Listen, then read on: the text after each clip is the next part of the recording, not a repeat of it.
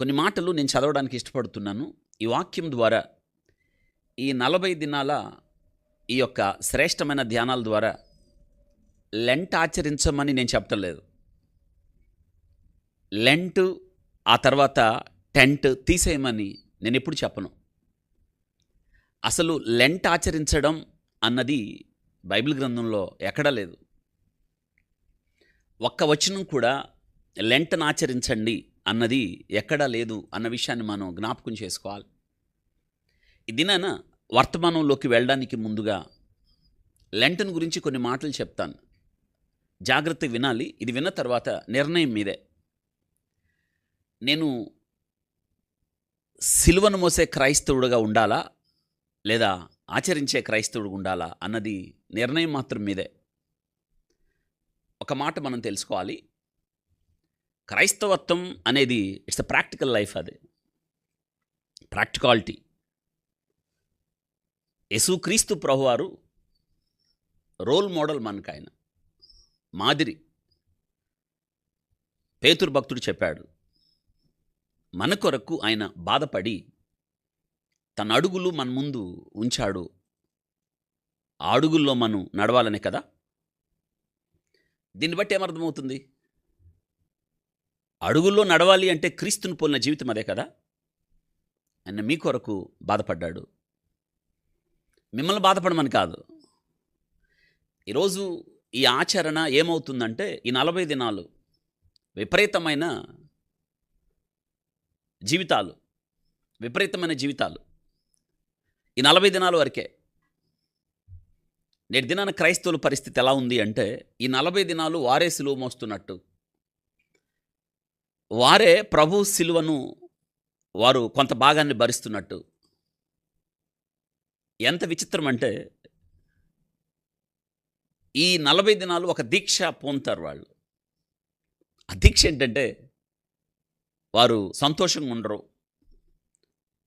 కొత్త బట్టలు వేసుకోరు, ఏ విధమైన ఫంక్షన్స్కి వెళ్ళడం కానీ, ఎవరినైనా రమ్మంటం కానీ, వాళ్ళ ఇంట్లో ఏ విధమైన ఫంక్షన్స్ జరగవు. వివాహాలు వాయిదా, గృహప్రవేశాలు వాయిదా. ఇదా దేవుడు కోరాడు? ఇది ఎప్పుడు దేవుడు కోరలేదు. ఒకవేళ అది చేసి నేనేదో చేస్తున్నాను అంటే నిన్ను నువ్వు మోసం చేసుకుంటున్నట్టే. నా యొద్దకు వచ్చి నా యొద్ద నేర్చుకోండి అని చెప్పాడు ప్రభు. చేయాల్సిందంతా ఆయనే చేశాడు. పేతురు భక్తుడే చెప్తున్నాడు, ఆయన మీ కొరకు బాధపడ్డాడు అనే మాట. బాధను అనుభవించిన వాడు ఆయన. నిశ్చయముగా మన వ్యసనములు భరించెను, మన దోషములు సహించాడు ఆయన. ఆయన పొందిన గాయాలు మనకు స్వస్థతనిస్తున్నాయి. ఆయన ఎవరు అంటే తన దారిద్ర్యత వలన నీకు ధనవంతుడుగా నిన్ను నన్ను చేయాలని, మన నిమిత్తము ఆయన దరిద్రుడాయను. చేయాల్సిందంతా చేశాడు. ఇప్పుడు ఆయనను పోలిన జీవితం కావాలి. ఇది మనం చేయకుండా, దేవుడు చెప్పిన వాక్యం కాకుండా మనుషుల కల్పితాలు, ఇవే దైవోపదేశాలని బోధిస్తూ ఈ దినాన సంఘమును తప్పుదోవ పట్టిస్తున్న వారు నిజంగా క్రైస్తవ సమాజానికి హాని చేస్తున్నట్టే కదా. ఏది బోధించాలో అది బోధించక, ఒక వ్యక్తి రక్షణ పొందడానికి సువార్త ముఖ్యం కదా,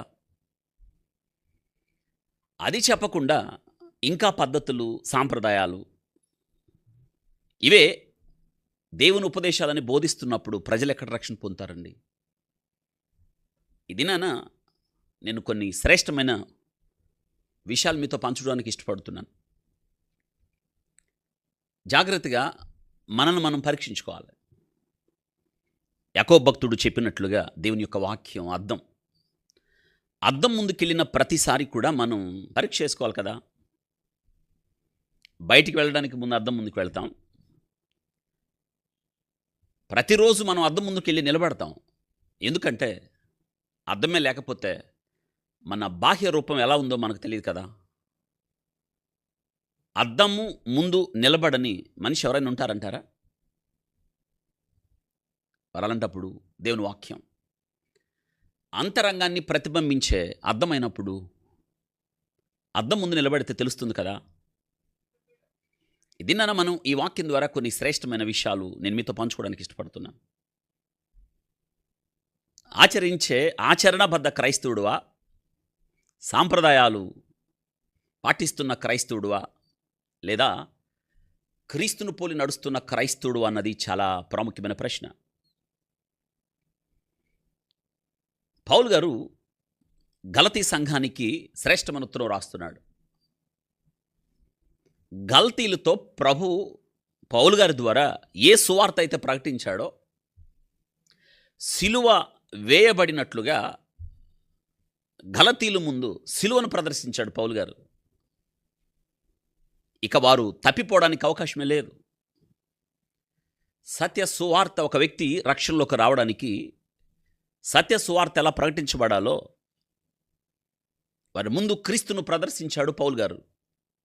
కానీ వారు కొద్ది కాలం తర్వాత ఏ సువార్త అయితే పౌలు గారి ద్వారా ప్రకటించబడిందో ఆ సువార్తలో వారు నిలబడలేదు. వారు ఏ సత్యాన్ని అయితే వారి ముందు పౌలు గారు ప్రకటించాడో, ఏ సత్యాన్ని ఆధారం చేసుకొని వారి జీవితాలు కట్టాడో మించి యేసు క్రీస్తు యొక్క సువార్త వారిని రక్షణలోనికి తీసుకొచ్చిందో దానిని విస్మరించిన వారై సువార్త నుండి పక్కకి వెళ్ళిపోయారు వాళ్ళు. ఎంతగా అంటే పౌలు గారు చెప్పిన వాక్యాన్ని విడిచిపెట్టి మనుషుల యొక్క కల్పిత కథల వైపు, బోధల వైపు వారు తొలగిపోయారు. మళ్ళీ చెప్తాను. పౌలు గారు గలతీయుల సంఘానికి ఉత్తరం రాస్తున్నాడు. ఆ ఉత్తరంలో ఏమంటున్నాడంటే తన ఆవేదనంతా చెప్తున్నాడు వాళ్ళతో. ఏంటి ఆయన ఆవేదన అంటే, సిలువ వేయబడినట్లుగా క్రీస్తును మీ ముందు నేను ప్రదర్శించలేదా, చెప్పలేదా? అయితే ఆ సువార్త నుండి మీరు పక్కకి ఎందుకు వెళ్ళారు? సత్య సువార్తను విడిచిపెట్టి వారు అసత్య బోధ వైపు నేటి దినాన క్రైస్తవులు తరలి వెళ్తున్నారే. ఇదే జరిగింది అక్కడ. పౌలు గారికి ఆ విషయం తెలిసి ఆవేదన చెందినవాడై ఉత్తరాన్ని వారికి రాస్తున్నాడు. ఆ ఉత్తరం ఎంత ఆవేదన పూరితమైన ఉత్తరం అంటే, ఎందుకు ఈ మాటలు చెప్తున్నానంటే, ప్రభువు కోరిన జీవితం లేకుండా ఏ మార్పును ప్రభు మనలో చూడాలనుకుంటున్నాడో ప్రతి ఉత్తరంలో పౌలు గారు ఎలా రాస్తాడా, ఆయనకిష్టులై ఉండాలి, ఆయనకిష్టులై ఉండాలి, ఆయనకిష్టులై ఉండాలి. ఆయనకిష్టులుగా లేకుండా మనం ఈ ఆచారాలు, దాని ద్వారా ప్రభు సంతోషిస్తాడని మీరు అనుకుంటున్నారా? గలతీయులకు రాసిన పత్రికలో పౌలు గారు 1వ అధ్యాయం 6వ వచనం, 3వ అధ్యాయం కొన్ని వచనాలు మీరు చదివితే ఈ విషయాలు తెలుస్తాయి. ఏం చెప్తున్నాడు అక్కడ? గలతీయులకు రాసిన పత్రిక 1వ అధ్యాయం 6వ వచనంలో, క్రీస్తు కృపను బట్టి మిమ్మును పిలిచినను అని విడిచి భిన్నమైన సువార్త తట్టుకు మీరింత త్వరగా తరిగిపోవుట చూడగా నాకు ఆశ్చర్యమవుచున్నది. సువార్తనంట వారు ఏం చేశారు? త్వరగా తిరిగిపోయాను. ఇది చూసినప్పుడు నాకు ఆశ్చర్యం కలుగుతుంది అంటున్నాడు. ఇంత త్వరగా అని ఏం చెప్తున్నాడు చూడండి అక్కడ. అది మరి ఒక సువార్త కాదు, కానీ క్రీస్తు సువార్తను చెరపగోరి మిమ్మును కలవరపరచు వారు కొందరున్నారు అని చెప్తున్నాడు. చెరపగోరు వారు 3వ అధ్యాయంలో కూడా, ఓ అవివేకులైన గల్తీలారా, మిమ్మును ఎవడు భ్రమ పెట్టానో క్వశ్చన్. ఓ అవివేకులైన, చూసారా, వివేకులుగా ఉండాలి కానీ వారు అవివేకులయ్యారు. మిమ్మును ఎవడు భ్రమ పెట్టెను, సిలువ వేయబడినవాడైనట్టుగా యేసుక్రీస్తు మీ కనుల ఎదుట ప్రదర్శించబడిన కదా. ఇది మాత్రమే మీ వలన తెలుసుకొని కోరుచున్నాను. ధర్మశాస్త్ర సంబంధమైన క్రియల వలన ఆత్మను పొందితిరా, లేక